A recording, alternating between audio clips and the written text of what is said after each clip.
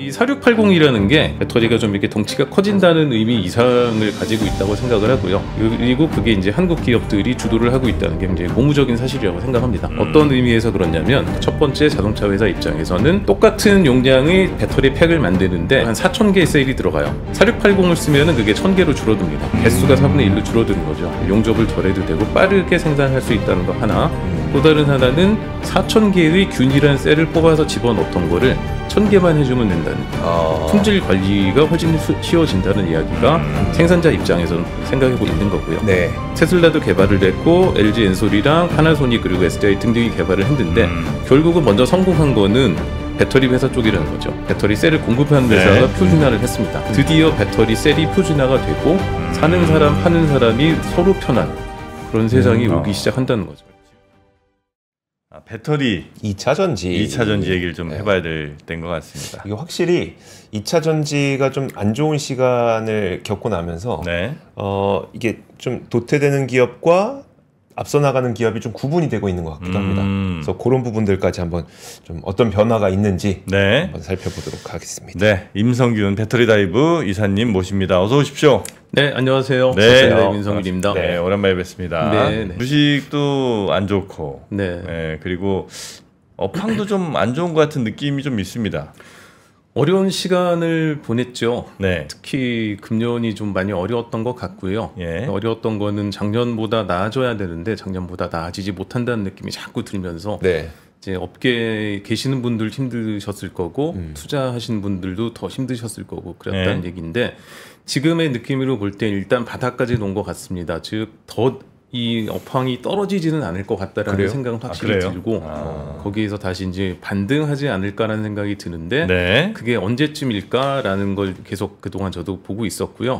다행히 좀 상승을 시도하는 것 같은 그런 몇 가지 긍정적인 신호들이 좀 잡혔습니다. 아, 그렇습니까? 예, 그래서 오늘 그거에 대해서 몇 가지 좀 말씀을 드려볼까 합니다. 아, 좋습니다.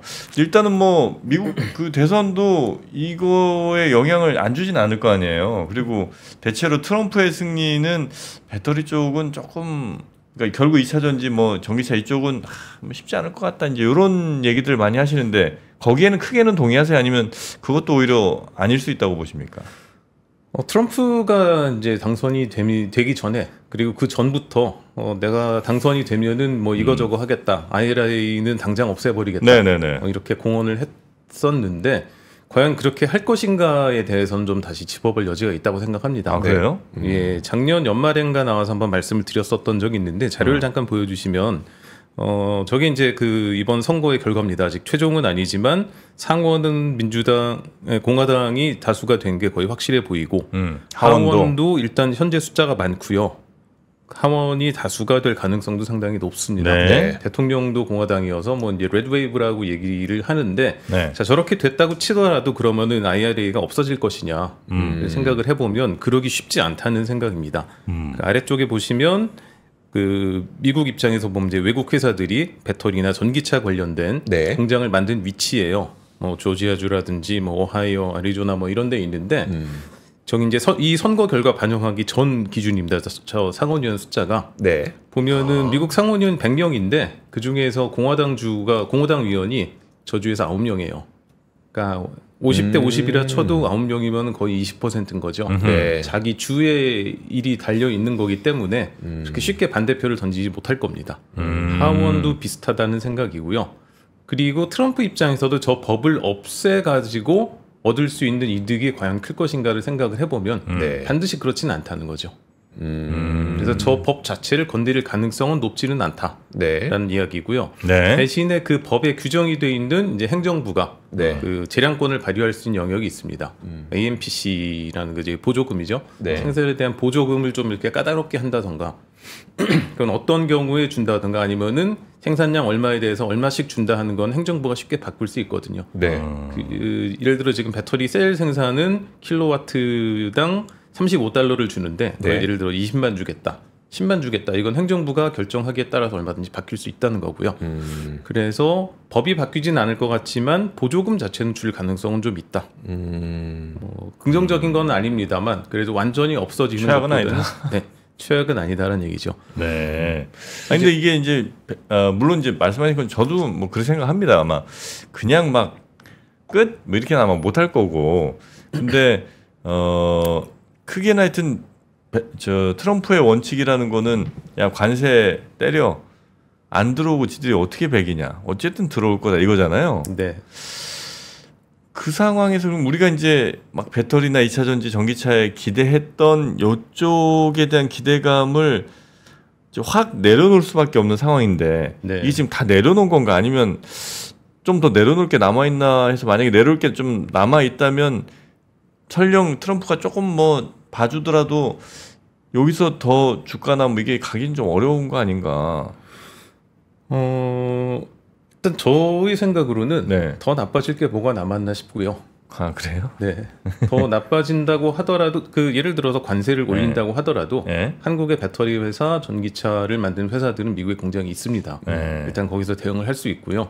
트럼프가 지금부터 뭐 100년 동안 대통령을 할 건 아니고 4년 후면은 이제 다른 대통령이 등장을 할 텐데 같은 당에서 이 대통령을 내놓는다고 하더라도 똑같은 정책을 그대로 실행하지는 않을 거라고 봅니다. 그때 가면 이제 또 상황이 달라질 거고 이렇게 관세를 많이 올렸더니 물가가 올라간다든가 예를 들어 아니면 뭐 일자리가 많이 안 생긴다든가 하면은 다음 대통령 혹은 트럼프의 후반기라도 정책은 얼마든지 바뀔 수 있는 여지가 있다고 생각하고요.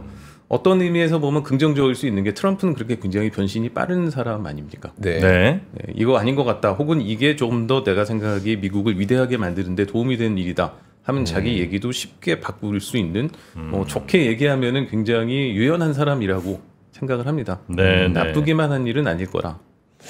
네, 혹시 그건 없습니까? 이게 항상 우리가 생각한 것보다는 더 나빠지잖아요. 네. 기대했던 것보다 더 좋아지고. 네. 그러니까 항상 그러니까 거품도 끼고 항상 이렇게 위험이 오는 거잖아요. 네. 그래서 그 기대했던 것 아니 기대가 아니라 걱정했던 것보다 더 나빠지는 그냥 일반적인 세상의 원칙이 혹시 여기에 적용되는 거 아닐까 하나.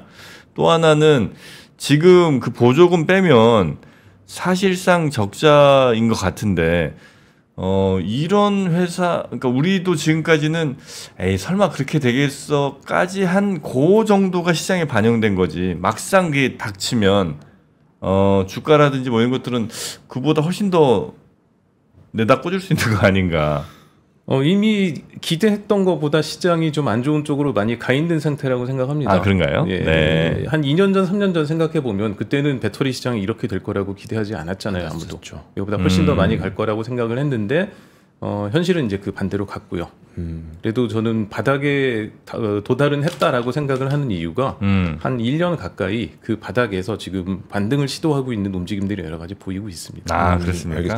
그럼 이건 어때요? 그러니까 AMPC의 그 보조금을 줄이는 것까지는 가능할 수 있다고 말씀하셨잖아요. 네. 근데 AMPC 보조금은 사실 배터리 기업들의 수익성과 연관이 된 거고 네. 결국 정책에 따라서 그 정책에 따라서 소비, 그러니까 전기차 소비가 얼마나 이루어지는지가 굉장히 중요한 팩터인 거잖아요. 그렇죠. 근데 트럼프 행정부는 그 아직까지 명확하게 제가 그게 이 트럼프 당선자가 진짜 친환경차를 좋아하는지 아니면 내연기관차를 더 부흥시키고 싶어 하는지 이걸 잘 모르겠는데 전기차 소비가 늘어나야 이게 실제 바닥을 찍고 돌아서는 걸 텐데 실제 전기차 소비가 바닥 찍고 늘어나는 분위기인지 그건 좀 궁금해요.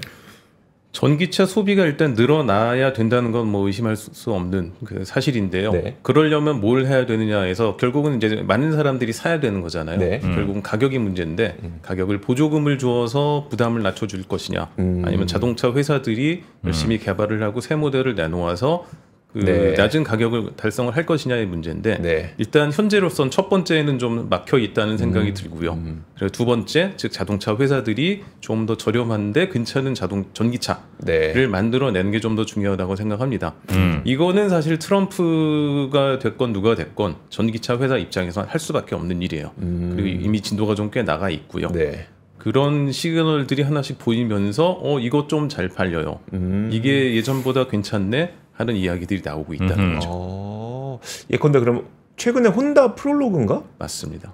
그게 좀 인기가 많더라고요. 네네. 혼다가 전기차를 하고 있었나 생각을 할 수 있지만 몰랐어요. 혼다 프롤로그라는 건 사실은 그 혼다가 GM하고 같이 네. 소형 전기차를 개발을 했었어요. 네. 근데 첫 번째 모델 개발하고 이제부터는 우리가 독자적으로 하겠다라고 네. 독립을 선언을 했는데 그 첫 번째로 같이 개발한 모델이 프롤로그입니다. 그러니까 GM의 얼티엄 플랫폼 기반으로 만들어져 있는 그런 전기차예요. 네. 그게 갑자기 이제 나왔는데 괜찮은 거죠. 그럼 프롤로그는 가격대가 어느 정도 되는 그 수준이라고 보면 되는 거예요? 프롤로그 좀 작은 차입니다. 3만 달러대인가 뭐 이 정도로 기억하고 있는데요. 그러면 이런 모습을 본 그 자동차 업체들은 야, 이 정도 가격대니까 팔리네? 그렇죠. 이런 신호가 될 수 있는 거네요. 그렇죠. 그래서 이제 아까 프롤로그가 GM하고 같이 개발한 거라고 네. 말씀드렸는데 GM도 금년 초부터 굉장히 빠르게 그 이야기를 하고 있어요. 그 슬라이드를 먼저 좀 잠깐 보시자면 네네. 금년에 눈여겨봐야 될 변화 중에 하나가 GM의 약진인 것 같습니다. GM이 금년 초에 실적 발표하고 뭐 이러는데 드디어 우리가 배터리 생산 수율을 잡았다. 그러니까 배터리 셀이 아니고 네. 그걸 팩으로 조립하는 생산성을 잡았다라고 선언을 했습니다. 네. 그래서 금년부터 전기차 열심히 할 거예요라고 얘기를 했는데 저걸 어떻게 잡았다는 건가 하고 일단 기다려보자 했는데 시그널들이 나오기 시작했어요. 금년 상반기에 리릭이라는 조금 큰 전기차인데 리릭. 네. 그 차가 좀 잘 팔립니다라고 이야기를 하면서 배터리 팩 생산성 잡았다는 얘기를 했고요. 하반기 3Q에 들어서면서 굉장히 큰 변화들이 일어납니다. 우선 삼성 SDI하고 합작 배터리 공장 상반기에 얘기 나왔는데 하반기에 사인을 했어요. 네. 그러면서 LG하고 같이 하기로 했었던 얼티엄셀 3공장은 연기를 하겠다고 발표를 했습니다. 무슨 얘기냐면은 GM이 배터리를 그 SDI가 가지고 있는 쪽으로 이렇게 돌려가는 모습이 보인다는 거죠. 파우치에서 각형으로? 맞습니다. 뭔가 이게 안전성과 관련된 문제인가요? 안정성 문제일 수도 있겠지만 자동차 회사 입장에서는 조금 더 저렴한 네. 자동차를 만들려면 중간 단계들을 생략을 하고 싶을 겁니다. 셀을 자동차 바디에다가 그대로 올리는 셀트 샤시라든지 셀트 바디, 셀트 샤시라든가 그런 거를 하려면 아무래도 각형이 좀 더 유리하지 않겠나라는 판단을 한 것 같고요. 그전에는 일단 LG하고만 했기 때문에 파우치 배터리만 쓰다가 새로운 그 폼팩터를 도입하기 시작했다는 거죠. 그러면 속도를 내겠다는 발표를 하나 했고 아시다시피 이제 얼마 전에 현대차하고 이제 포괄적 협력 MOU를 맺었습니다. 그랬죠. 네. 뭘 하겠다는 건지 밝히진 않았지만 둘이 같이 잘 해보겠다는 얘기고요. 거의 동시에 얼티엄 브랜드를 앞으로 쓰지는 않겠습니다. 저건 이제 LG하고도 좀 관계가 있는 거죠. 네. 얼티엄 셀이란 이름을 단 배터리 회사는 이제 LG하고 합작사인데 네. 그러면서 뭔가 변화를 시도하는 것 같아요. 이거는 어떤 의미에서는 좀 섣부른 판단인 것 같은데 내년에 현대차가 전기차 플랫폼을 새로 내놓습니다. EM이라는 플랫폼이 있는데 그 플랫폼을 혹시 가져다 쓰려고 하는 거 아니야? 라는 기대도 살짝 해볼 수 있는 그런 대목인 것 같습니다. 네. 그럼 이제 GM 같은 데도 뭔가 다른 모습을 좀 보여주려고 하는 것 같고 그 배터리에서는 그래도 제일 중요한 게 뭐랄까요? 그 리튬 가격 같은 거 이런 거 이제 얼마 드느냐 이런 것도 이제 중요하지 않겠습니까, 그죠? 네. 그래서 그거도 가격이 나름 이제 괜찮아지고 있는 그런 모양이군요. 네. 그 자료를 잠깐 보시면은 저게 최근 한 3년 4년간의 리튬 가격입니다. 그 매년 굉장히 올라갔었죠. 그 톤당 60만 위안 이상까지 갔다가 현재는 7만에서 7만 5천 사이. 근데 7만에 조금 가까운. 그러니까 원화로 따지면은 원화가 아니라 달러로 따지면은 킬로그램당 한 10달러 언저리. 이 가격에서 굉장히 오랫동안 1년 넘게 가격이 형성되고 있고 이게 위쪽으로 올라갈 것 같기도 하지만 지금까지 현상적으로 보면은 75에서 70 사이에서 왔다 갔다 하고 있는 상황입니다. 75요? 그러니까 7만 5천에서 7만 사이요. 네네. 왔다 갔다 하고 있고 저게 왜 저렇게 올라가지를 못하고 저 가격대에 머물고 있느냐 봤더니 여전히 진행되고 있는 프로젝트가 많이 있답니다. 새로 이제 리튬을 개발하는 회사들이 많이 있고 이미 만들어 놓은 캐파를 가동을 제대로 줄이지는 못하고 있는 것 같아요. CATL이 얼마 전에 그 리튬 개발 그 공장을 좀 가동을 중지하겠다고 이야기는 했습니다만 그거가 영향을 안 준 건 아니지만 그렇게 그것 때문에 갑자기 가격이 확 올라가거나 올라가는 추세가 굳어진 것 같지는 않고요. 그래서 공급은 여전히 계속 늘어나고 있기 때문에 네. 리튬 가격이 올라가기는 좀 힘든 것 같다. 네. 다만 ESS 쪽에서 수요가 생각보다 빠르게 올라온다면 그쪽에도 결국은 리튬이 필요하니까요. 네. 영향은 받을 수 있는데 지금 들어오고 있는 새로운 리튬 개발 프로젝트가 네. 사실은 ESS를 보고 있는 수요라고 이야기를 합니다. 그래서 아직은 모르겠으나 일단 상방도 막히고 하방도 좀 막힌 것 같다. 이거보다 더 내려가면 리튬 회사들이 이제 손해를 보거든요. 가격은 하여튼 안정적으로 공급이 될 거라는 거네요. 리튬은 적어도. 맞습니다. 네. 그럼 그 상황에서는 배터리 회사들은 원래 옛날에 이제 그 리튬 가격 올라갈 때 배터리 회사 주가도 좋았잖아요. 네. 지금 이제 그런 상황은 아닌 거고. 네. 리튬 가격 때문에 배터리 회사들 막 올라가고 이럴 때는 이제 앞으로도 당분간은 이제 오지 않을 것 같고. 네. 그 메커니즘은 이제 없어져야 되는 거 아닌가요? 그러니까 그 리튬 가격 올라간다고 배터리 업체들의 수익성이 높아지는 건 아니잖아요. 그거는 아닙니다. 매출은 커질 수 있겠죠. 매출은 커질 수 있는데 수익성이 커지느냐는 또 다른 문제고요. 네. 지금 정도 수준의 가격대에서 어떻게 수익을 만들어내는지를 재료 회사들은 분명히 찾고 있을 거라고 봅니다. 자, 그리고 GM의 변화도 얘기해 주셨고 그 다음에 이른바 테슬라가 제일 지금 선두에 있는 그 배터리 그 원통형 그 4680. 네. 요거는 우리 엔솔이 좀 잘 만들죠. 네. 네. 그리고 또 다른 경쟁자들은 누구 있습니까? 현재 파나소닉이 들어와 있고요. 그리고 삼성 SDI도 생산을 하겠다고 이야기를 했고, 네. SK온도 개발을 하겠다고 선언을 했습니다. 이 4680이라는 게 그냥 작은 배터리가 좀 이렇게 덩치가 커진다는 의미 이상을 가지고 있다고 생각을 하고요. 네. 그리고 그게 이제 한국 기업들이 주도를 하고 있다는 게 굉장히 고무적인 사실이라고 생각합니다. 네. 어떤 의미에서 그러냐면 일단 모든 회사들이 지금 쓰고 있는 21700, 그러니까 우리가 뭐 마우스 같은 데 쓰는 작은 그 배터리 네. 조금 커요.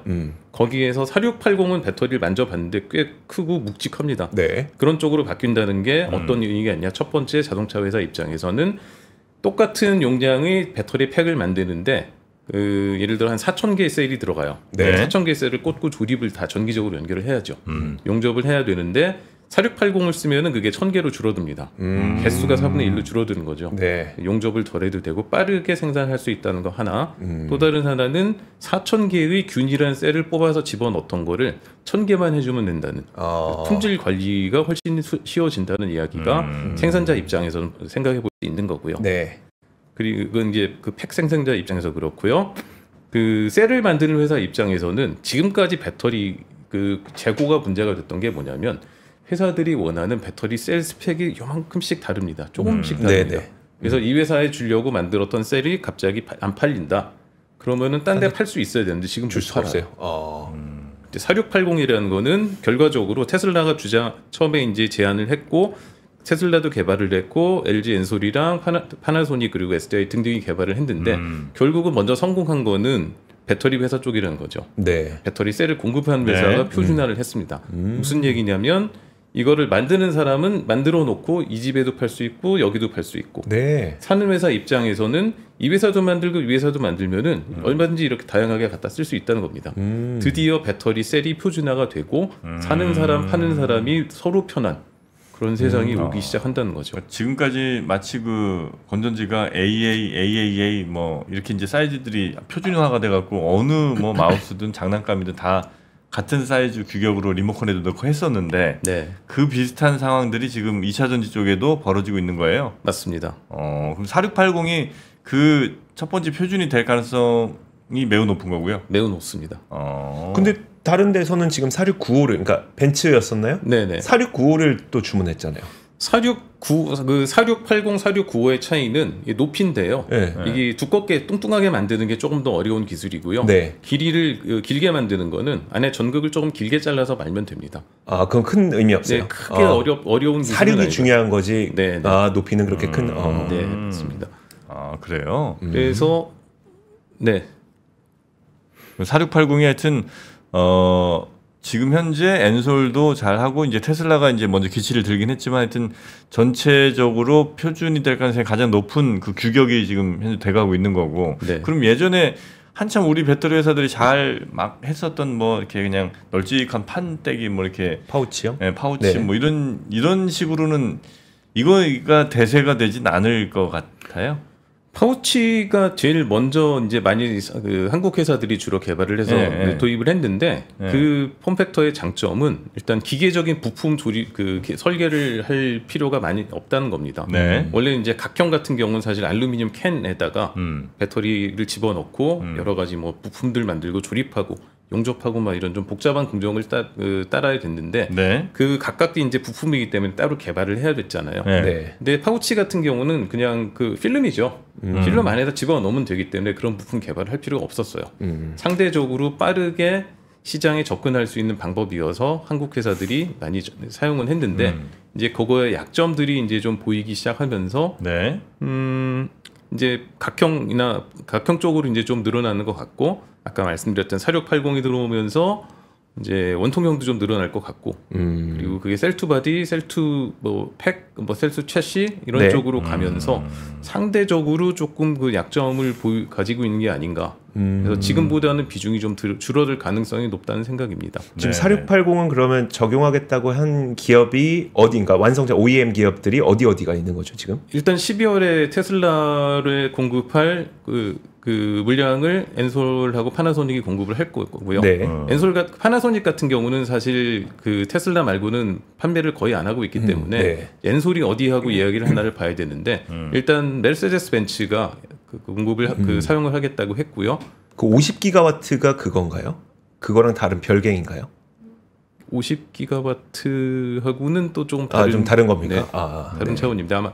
아마 그거 저기 지금 애리조나에 공장 만들고 있는데 거기에서 이제 공급을 시작할 것 같아요.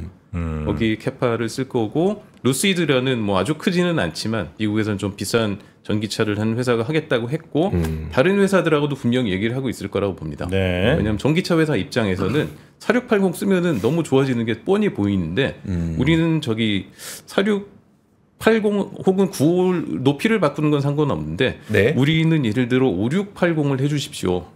이렇게 해야 될 이유는 없는 거죠. 왜냐하면 4680 이미 개발이 됐기 때문에 그거 그냥 가져다 쓰면 되는 거예요. 그렇기 때문에 푸주나가 훨씬 더 빠르게 진행이 될 수 있다는 말씀 드리는 거죠.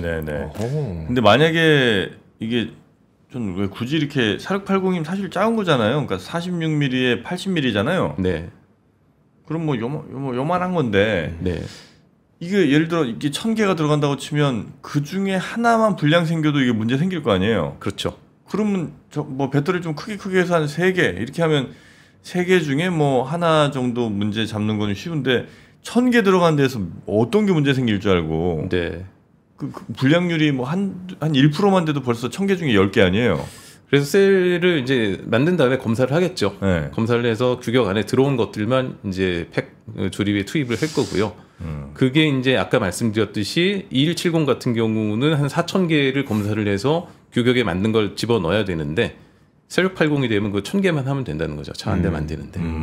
훨씬 생산성이 좋아질 수밖에 없습니다.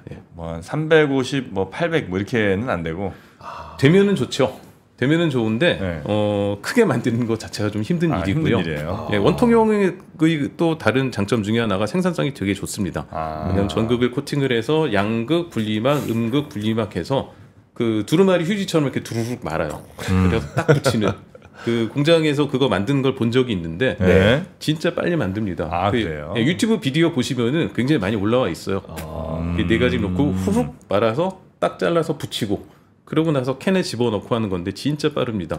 생산성이 굉장히 좋다는 장점이 있죠. 그럼 지금 이제 우리 업체들은 어쨌든 어려운 기간을 지나고 있지만 그래도 조금 더 이상 나빠질 건 없다 정도의 긍정적인 걸 본다면 제일 배터리 회사 중에 걱정되는 경쟁자라고 하면 이제 무시무시한 중국의 CATL 같은 데도 있을 거 아닙니까?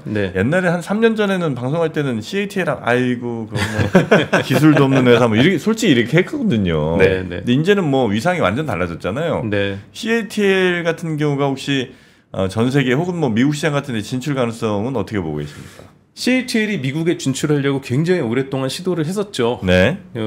자료를 잠깐 보시면은 처음에는 CATL이 포드하고 그리고 테슬라하고 미국에다가 합작 공장을 만들겠다 이렇게 이야기를 했었습니다. 그랬는데 시비가 걸렸죠.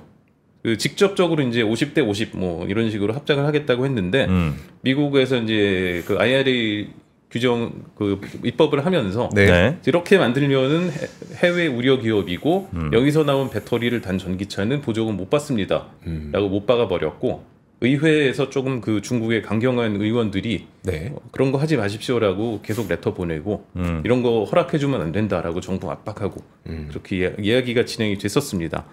그래서 그대로는 안 되겠구나 생각해서 2라운드로 넘어갑니다. CATL이 그래서 기술 라이선스 사업이라는 걸 시작을 했어요. 네. 뭐냐면은 합작 안 하겠다. 우리는 돈 안 넣겠다 공장에. 포드하고 했었던 얘기를 보시자면 배터리 공장을 미국에 만듭니다. 근데 이건 다 포드가 돈을 들여서 만들어요. 100% 포드 회사예요.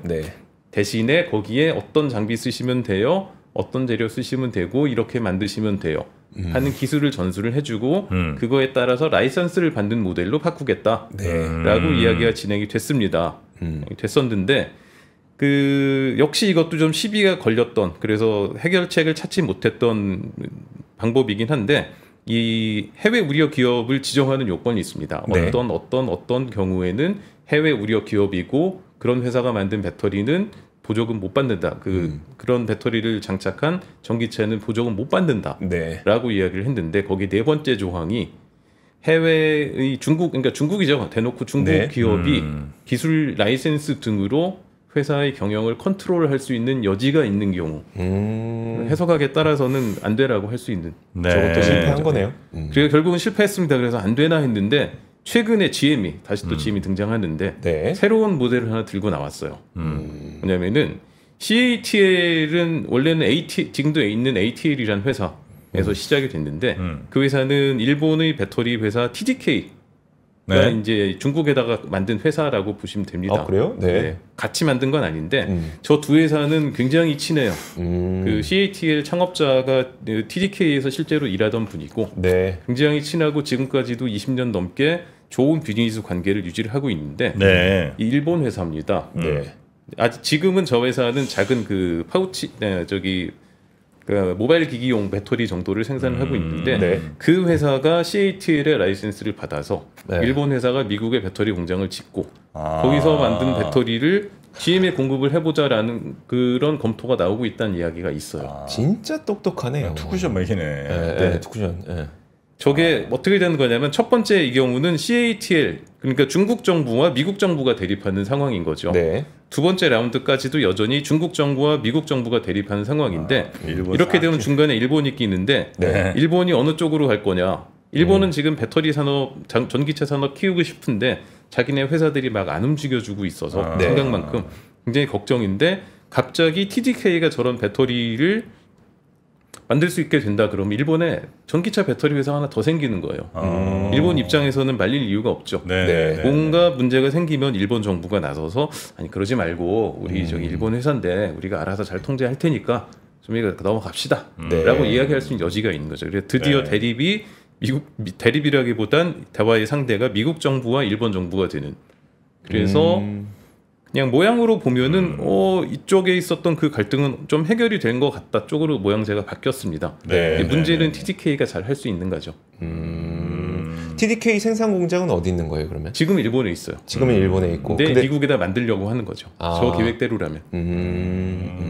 그렇게 되면은 미국 정부 입장에서도 무려 일본이기 때문에 하지 마시오라고 못한다는 거죠. 그렇죠. 그렇게 지금 CATL은 미국 진출을 간간접적으로 생각을 하고 전략을 펴고 있고. 알겠습니다. 끝으로 우리 저 배터리 뭐 3사 혹은 뭐 그 소재 업체들 지금은 우리 이사님 보실 때는 이 정도면 투자해도 괜찮지 않나 생각하세요? 아니면 조금 더 기다려보는 게 좋겠다는 생각하세요? 아까 말씀드렸듯이 일단 시황은 완전히 바닥까지 내려갔고 반등을 시도하고 있습니다. 반등을 시도하는데 모든 회사가 같이 쭉 올라가는 건 아니고 지금 말씀드렸던 몇몇 회사들 중심으로 가고 있어요. 사실 뭐 예를 들어 포드라든가 폴크스바겐 같은 경우는 그게 좋지는 않습니다.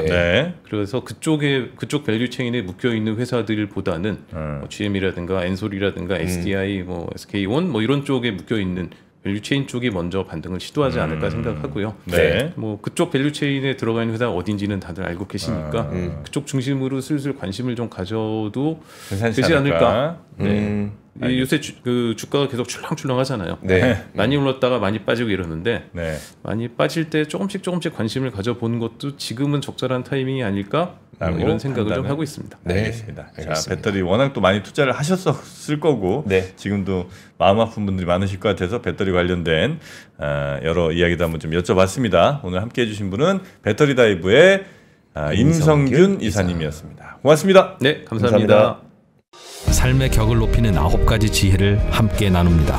위즈덤 칼리지 시즌 2 영상 아래 링크를 클릭하시면 자세한 내용을 확인하실 수 있습니다.